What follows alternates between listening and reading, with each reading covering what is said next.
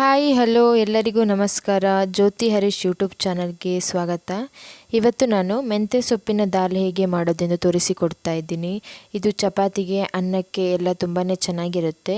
ದಿಢೀರನ್ನೇ ಒಂದು 15ರಿಂದ 20 ನಿಮಿಷದಲ್ಲಿ ಮಾಡ್ಕೊಳ್ಬೋದು. ಬನ್ನಿ ನೋಡ್ಕೊಂಬರೋಣ ಹೇಗೆ ಮಾಡೋದೆಂದು. ಅದಕ್ಕೆ ನಾನು ಒಂದು ಕಟ್ಟಾಗುವಷ್ಟು ಮೆಂತ್ಯ ಸೊಪ್ಪನ್ನು ಬಿಡಿಸಿ ಚೆನ್ನಾಗಿ ತೊಳೆದಿಟ್ಕೊಂಡಿದ್ದೀನಿ. ಹಾಗೆ ಇದಕ್ಕೆ ಬೇಳೆ ತೊಗರಿಬೇಳೆ ಮತ್ತು ಹೆಸರು ಬೇಳೆನ 1/4 ಕಪ್ ಆಗುವಷ್ಟು ತೊಳೆದು ಇಟ್ಕೊಂಡಿದ್ದೀನಿ. ಹಾಗೆ ಒಂದು ಟೊಮೆಟೊ, ಒಂದು ಈರುಳ್ಳಿ, ಒಂದು ಬೆಳ್ಳುಳ್ಳಿ, ಹಸಿಮೆಣಸು ಇಷ್ಟನ್ನು ಇಟ್ಕೊಂಡಿದ್ದೀನಿ. ಈಗ ಕುಕ್ಕರ್ಗೆ ಬೇಳೆನ ಹಾಕಿಬಿಟ್ಟು ನಂತರ ಸೊಪ್ಪನ್ನು ಹಾಕ್ಕೊಳ್ತಾ ಇದ್ದೀನಿ. ಆಮೇಲೆ ಕಟ್ ಮಾಡಿ ಇಟ್ಕೊಂಡಂಥ ಈರುಳ್ಳಿ, ಟೊಮೆಟೊ, ಬೆಳ್ಳುಳ್ಳಿ, ಹಸಿಮೆಣಸನ್ನು ಹಾಕಿಬಿಡ್ತಿದ್ದೀನಿ.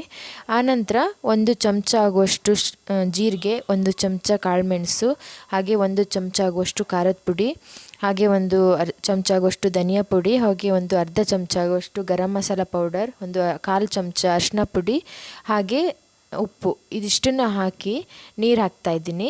ಇದು ನೀರು ಫುಲ್ ಸೊಪ್ಪು ಮುಳುಗುವವರೆಗೂ ಹಾಕೋದು ಬೇಡ. ಬೇಳೆ ಮುಳುಗಿದ್ರೆ ಸಾಕು. ಕೆಳಗಡೆ ಬೇಳೆ ಹಾಕಿರ್ತೀವಲ್ಲ ಅದು ಮುಳುಗೋ ತನಕ ನೀರು ಹಾಕಿ ಸಾಕಾಗುತ್ತೆ. ಜಾಸ್ತಿ ತೆಳುವಾಗಿ ಮಾಡಿದ್ರೆ ಸಾರು ಚೆನ್ನಾಗಾಗಲ್ಲ. ಹಾಗಾಗಿ ಇದು ದಾಲ್ ಥರ ಮಾಡೋದ್ರಿಂದ ಸ್ವಲ್ಪ ದಪ್ಪಾಗಿಯೇ ಇರಬೇಕು ಸಾರು.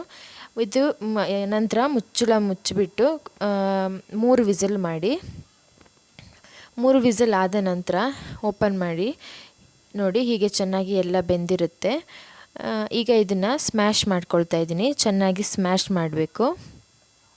ಎಲ್ಲ ಬೆಳ್ಳುಳ್ಳಿ, ಟೊಮೆಟೊ ಎಲ್ಲದೂ ಚೆನ್ನಾಗಿ ನುಣ್ಣಗಾಗಬೇಕು. ಸೊಪ್ಪು, ದಾಲು ಎಲ್ಲ ಇದು ನೋಡಿ ಈ ಥರ ಆಗಿದೆ.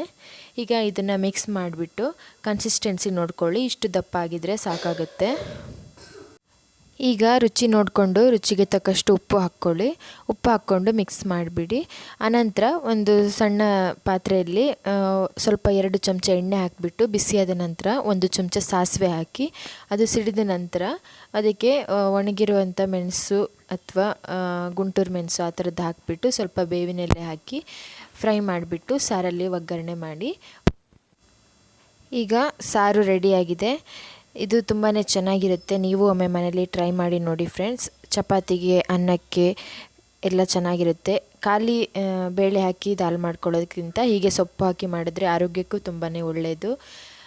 ಹಾಗೆ ನಿಮಗೆ ನಮ್ಮ ಚಾನಲಲ್ಲಿ ಬರುವ ರೆಸಿಪಿಗಳು ಇಷ್ಟವಾಗ್ತಾಯಿದ್ರೆ ಪ್ಲೀಸ್ ನಮ್ಮ ಚಾನಲ್ಗೆ ಸಪೋರ್ಟ್ ಮಾಡಿ. Thank you for watching friends.